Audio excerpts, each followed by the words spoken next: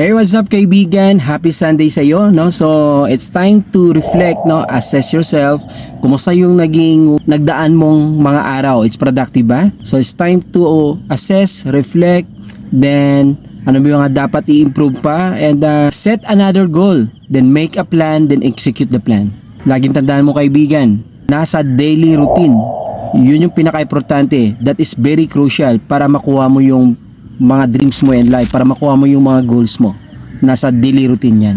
So andito tayo ngayon sa Don Salvador.